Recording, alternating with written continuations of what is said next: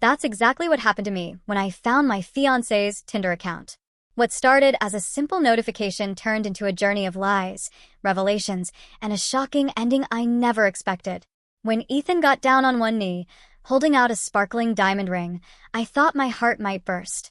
It was the perfect proposal, a candlelit dinner at our favorite restaurant, soft music playing in the background, and Ethan's voice trembling slightly as he asked, "Will you marry me?"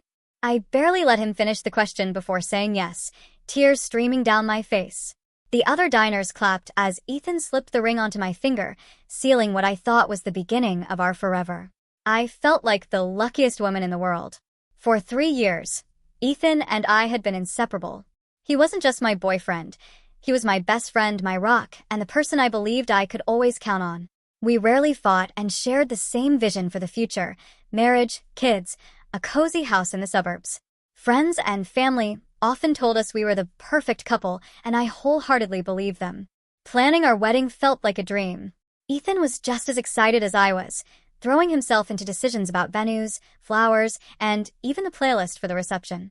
He'd often say things like, "I can't wait to call you my wife," or "We're going to have the best life together." His enthusiasm only reinforced how perfect we were for each other. I spent hours scrolling through Pinterest for wedding inspiration, imagining how beautiful our day would be. Ethan would occasionally lean over my shoulder, offering suggestions or cracking jokes about how he wasn't allowed to see the dress until the big day. We laughed, we dreamed, and we built what felt like an unshakable foundation. But looking back, I realized there were cracks in that foundation, small, almost imperceptible signs that not everything was as perfect as it seemed. Ethan had always been protective of his phone. At the time, I didn't think much of it. Everyone deserves their privacy, right? But there were moments that gave me pause. The way he'd angled the screen away from me when texting, or the times he'd abruptly put his phone face down if I walked into the room. He also started working late more often, offering vague explanations like, "It's just a busy time at the office," or "I've got to catch up on some projects." I brushed it off, chalking it up to the stress of his job. I ignored the nagging feeling in the back of my mind because, after all, we were the perfect couple. Ethan loved me, and I loved him. Why would I question that?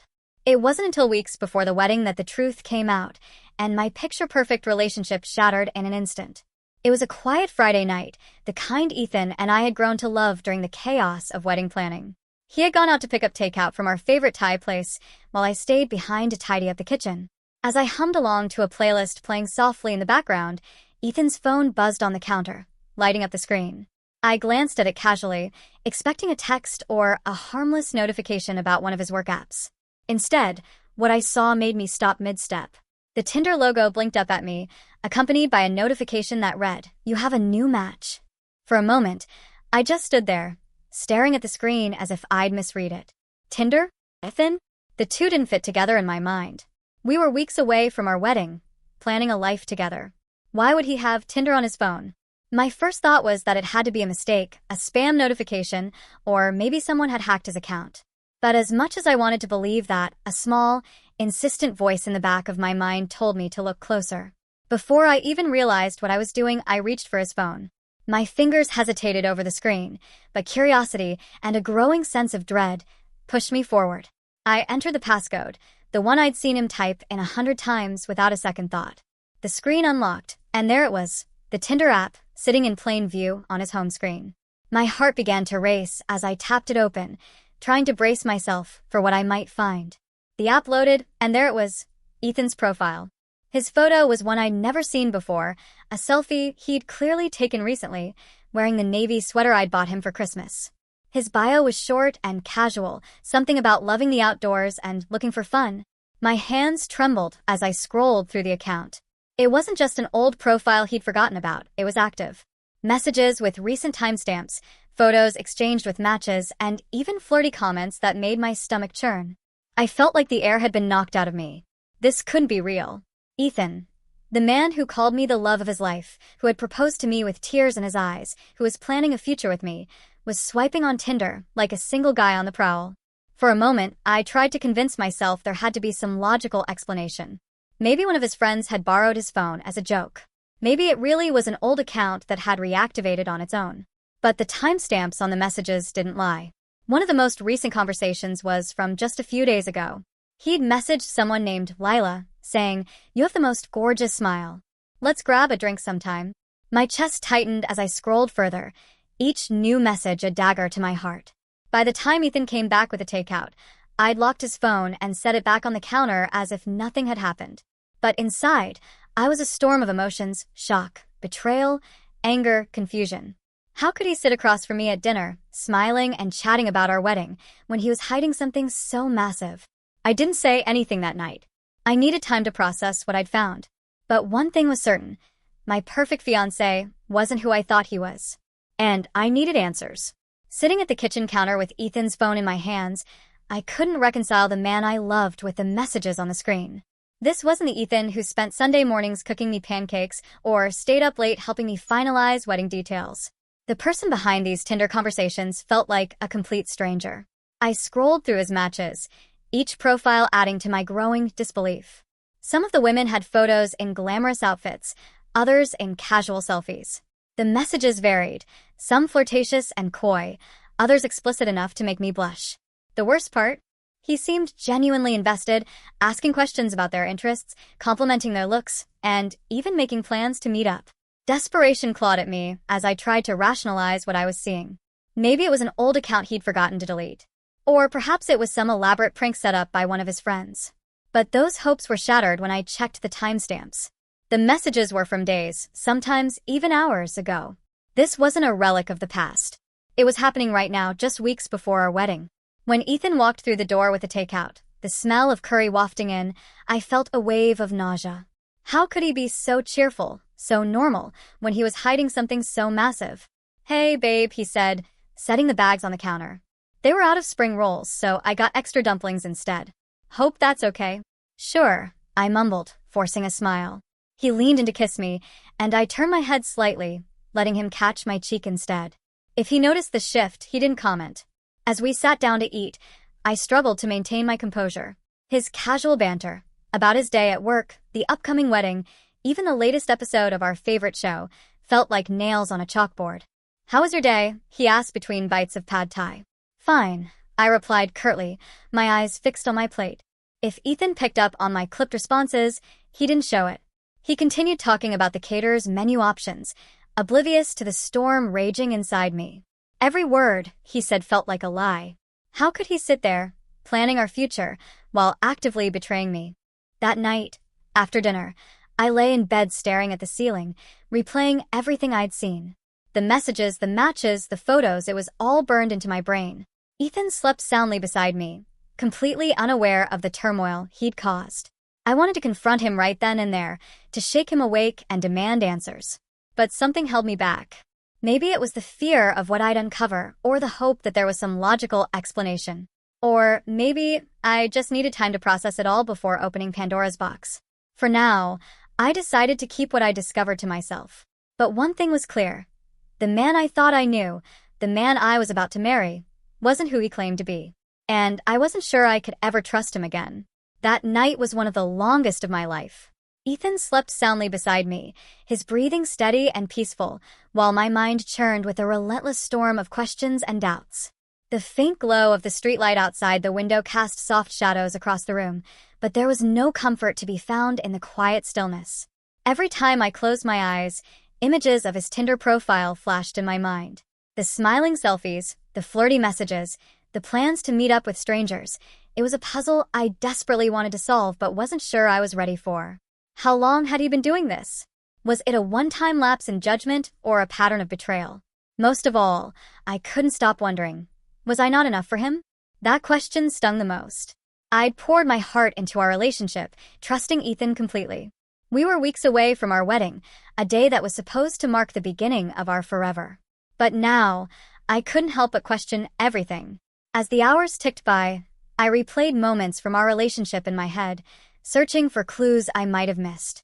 There were the late nights at work he'd explained away with vague excuses. At the time, I believed him. After all, he had a demanding job, and I wanted to be a supportive partner. But now, those excuses felt suspicious.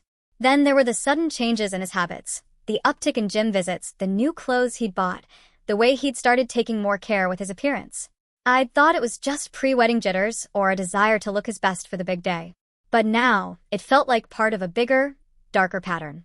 And of course, there was the way he always kept his phone close, the screen angled away from me when he was texting or scrolling. I'd never thought much of it. Everyone deserves a little privacy, but now, those small behaviors loomed large in my mind.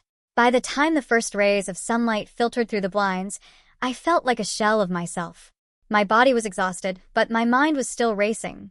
I couldn't keep this to myself any longer. If I didn't confront Ethan, the doubts would eat me alive. I glanced over at him as he stirred awake, stretching and yawning, blissfully unaware of the emotional wreckage swirling inside me. For a brief moment, I hesitated. What if I was overreacting? What if there was a reasonable explanation? But deep down, I knew the truth. I couldn't keep pretending everything was fine. I needed answers, and there was only one way to get them. I had to confront Ethan. As he rolled out of bed and headed for the shower, I took a deep breath, steeling myself for the conversation ahead. This wasn't going to be easy, but I owed it to myself to find out the truth, no matter what it might be. The morning sun filtered through the curtains, casting a warm glow over the kitchen as Ethan sipped his coffee. He was scrolling through his phone, looking relaxed and cheerful, as if nothing in the world was wrong. I, on the other hand, was a bundle of nerves, rehearsing what I was about to say for the 100th time in my head. "Hey," I began, my voice calm but firm. I surprised myself with how steady it sounded. Ethan glanced up, smiling. "Yeah? What's up?" I set my mug down, my fingers tightening around its edges. "Can I ask you some things?" "Of course," he replied, his expression still light and unconcerned. I took a deep breath, feeling the weight of the question I was about to drop. "Why do you have a Tinder account?" The change in his demeanor was instant. His smile vanished, and the color drained from his face. He stared at me as if I'd just slapped him, his phone forgotten in his hand. For a moment, he didn't say anything, and I felt a flicker of satisfaction at catching him so completely off guard. "What are you talking about?" he stammered, his voice unsteady. "You heard me," I said, crossing my arms. "I saw the notification last night. I opened the app. I saw everything. Your profile, your matches, your messages." Ethan's mouth opened and closed like a fish out of water. That's not what it looks like," he finally managed, his words rushed and frantic. "It's not a big deal. I can explain." "Oh, I can't wait to hear this," I shot back, my voice dripping with sarcasm. My heart was pounding, but I refused to let him see how shaken I was. Ethan fumbled for an explanation, each attempt weaker than the last. It's an old account," he said, his words tumbling over each other. "I haven't used it in years. It must have reactivated by accident or something." I raised an eyebrow. "Reactivated by accident? With recent messages and matches? Do you really expect me to believe that?" He hesitated, clearly scrambling for a new excuse. "Okay, fine," he admitted, running a hand through his hair. "I logged in once, just out of curiosity. But I didn't do anything, I swear. I wasn't planning to meet anyone. It was just, I don't know. Stupid." "Stupid doesn't even begin to cover it," I shot back. "We're weeks away from our wedding, Ethan. What the hell were you thinking?" He looked down at his coffee, unable to meet my eyes. "I don't know," he muttered. "I guess. I just wanted to see what it was like." It didn't mean anything. The anger that had been simmering inside me boiled over. "Didn't mean anything?" I repeated, my voice rising.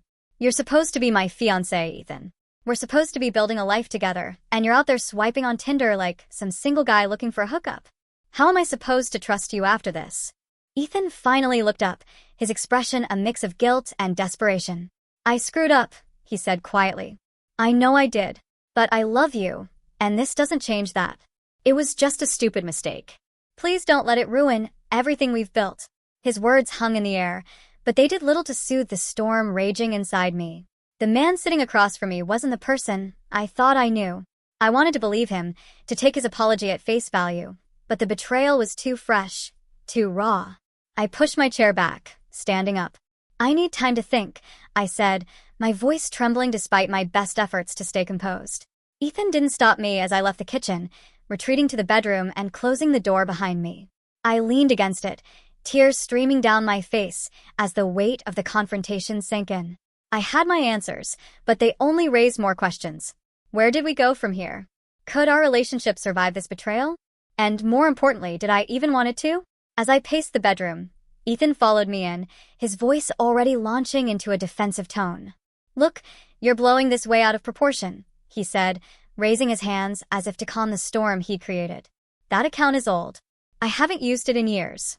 It must have reactivated by accident or something. I stopped mid-step and turned to face him. My expression must have said it all because he faltered, his confidence wavering. Really? I asked, my voice calm but cutting. Because I took screenshots, Ethan. And these messages? They look pretty recent to me. Ethan's shoulders sagged as I grabbed my phone and opened the evidence I'd gathered the night before. I held up the screen, scrolling through the timestamps and names of his matches. Explain this, I demanded. Explain how an account you supposedly haven't touched in years suddenly has messages from last week. Ethan sighed deeply, rubbing his temples, as if I were the one causing him stress. Okay, fine, he muttered. I logged in once. Just once. But it wasn't a big deal. I didn't do anything, I swear. I was just curious. I stared at him, incredulous. Curious about what, Ethan? We're engaged. What could you possibly need to know from Tinder that you couldn't get from me? He ran a hand through his hair, his frustration bubbling to the surface. It's not what you think, he said, his voice rising. I wasn't planning to meet anyone. I just wanted to see. I don't know if I still had it. It's stupid, okay? But it doesn't mean I don't love you. That's supposed to make me feel better? I shot back, my voice shaking with anger. You wanted to see if you still had it? What does that even mean? Am I not enough for you? His face softened slightly, and for a moment, he looked genuinely contrite. Of course you're enough, he said quietly. You're more than enough. I love you. I made a mistake. But his apologies didn't soothe the rage building inside me. A mistake? A mistake was forgetting to take out the trash, or double-booking a dinner reservation. This wasn't a mistake. It was a betrayal. I took a step closer to him, my voice low and trembling. Do you have any idea how humiliating this is for me? To find out that the man I'm about to marry is swiping on Tinder like some bored single guy? You're supposed to be my partner, Ethan. How am I supposed to trust you after this? He didn't have an answer. Instead, he rubbed his face with both hands, his frustration mounting as he struggled to come up with something. Anything that might placate me. I don't know what else to say, he admitted finally. It was stupid, okay? I wasn't thinking. But it's not like I actually met anyone. It didn't mean anything. I laughed bitterly. It didn't mean anything? Then why do it? Why risk everything we've built for something so meaningless? Ethan opened his mouth to reply, but no words came out. For the first time, he looked truly cornered, as if he'd finally realized there was no excuse that would make this better. The silence stretched between us, heavy and suffocating. I felt the tears prickling at the corners of my eyes, but refused to let them fall. I wouldn't give him the satisfaction of seeing me break. Finally, I spoke, my voice barely above a whisper. You say it didn't mean anything. But it meant something to me, Ethan. It meant breaking the trust one thought we had. And I don't know if I can ever get that back. He looked at me, his eyes wide with panic. We can fix this, he said quickly. We'll go to counseling or whatever you want. Just don't throw everything away because of one stupid mistake. I didn't reply. I couldn't. Instead, I walked past him, out of the bedroom and into the living room, needing space to think. Ethan didn't follow me this time. As I sat on the couch, staring at the ring on my finger, I realized I was at a crossroads. Ethan's excuses might have explained his actions, but they didn't erase the hurt. And as much as I wanted to believe we could move past this, I wasn't sure if I could ever look at him the same way again. The argument showed no signs of ending. Every time I pressed Ethan for the truth, he pivoted, scrambling for a new excuse, as if throwing spaghetti at the wall to see what might stick. Okay, it wasn't serious, he insisted at one point, his voice rising in frustration. It was just a joke. My friends and I were messing around, and someone dared me to reactivate my old Tinder account during a night out. It wasn't even my idea. I stared at him, dumbfounded. A joke? You think this is funny? Weeks before our wedding, you're swiping on Tinder, and I'm supposed to laugh about it. He looked cornered, his desperation palpable. It wasn't like that. I wasn't actually planning to meet anyone. It was stupid, I know, but it wasn't serious. His words hung in the air, hollow and unconvincing. When I didn't respond, he quickly tried another tactic. Honestly, I didn't even want to do it, he said, running a hand through his hair. My friends were egging me on. We were drunk, and it seemed harmless at the time. I was going to delete it again, but I forgot. My stomach churned at the mention of his friends. They'd always been the rowdy type, guys who thought settling down was synonymous with giving up. Ethan had once told me he didn't buy into their antics, but now I wasn't so sure. "Your friends made you do it?" I repeated, incredulous. "Ethan, you're a grown man. You're telling me you couldn't say no?" "It's not like that," he protested. "I wasn't thinking. I didn't realize it would hurt you because I didn't think it meant anything." Each excuse felt like a slap in the face, eroding whatever remained of my trust. The man standing in front of me wasn't the Ethan I thought I knew, the kind, dependable partner I'd built my life around. Instead, he was someone who couldn't take responsibility for his actions, someone who hid behind lies and half-truths to avoid consequences. The cracks in the foundation of our relationship widened with every word he said. I started questioning everything I thought I knew about him. How many other secrets was he hiding? Had there been other betrayals I didn't know about? Was this the first time he'd strayed, or just the first time I'd caught him? I felt like I was standing in quicksand, every revelation pulling me deeper into doubt and confusion. Memories of our life together played like a broken reel in my mind. Ethan laughing with me over dinner, holding my hand during a movie, whispering promises about our future. Were any of those moments real, or had I been blind to who he really was all along? Every time I looked at him, I saw a stranger. The familiar tilt of his head, the way he rubbed the back of his neck when he was nervous, the softness in his voice when he said my name, it all felt like a mask, one that had finally slipped. "Tell me the truth," I said, my voice cracking. "All of it. How long has this been going on? Have you been unfaithful in other ways?" "I need to know, Ethan. I deserve to know." He hesitated, his eyes darting to the floor. "There's nothing else," he said quietly. "I swear it was just Tinder. I never met up with anyone. I never cheated on you." But I couldn't tell if I believed him. His words no longer held the weight they once did. The trust that had been the cornerstone of our relationship was gone, crumbled to dust by his lies. As I sat on the edge of the couch, staring at the engagement ring on my finger, I realized I was at a breaking point. The cracks in our relationship weren't just surface level. They went deep, threatening to shatter everything we'd built. And I wasn't sure if we could piece it back together. After hours of arguing, Ethan finally snapped. "I need some space," he shouted, grabbing his jacket and slamming the door behind him. The apartment fell silent, but my mind was anything but calm. His words, his excuses, and his evasions played on a loop in my head, each one poking at the fragile remnants of my trust. Left alone with my thoughts, I couldn't help but feel there was more to the story than Ethan had admitted. His explanations hadn't added up, and my gut told me he was still holding back. If he wasn't going to come clean, I'd have to find the truth myself. I hesitated at first, staring at his laptop sitting on the coffee table. Snooping wasn't something I'd ever done before, but this wasn't about being nosy. It was about getting answers. I convinced myself I had the right to know what was going on, especially after everything I'd already uncovered. I started with his emails, scrolling through his inbox with a mix of trepidation and determination. At first, it seemed normal, work-related messages, bills, the occasional promotional email. But then I found something that made my heart sink.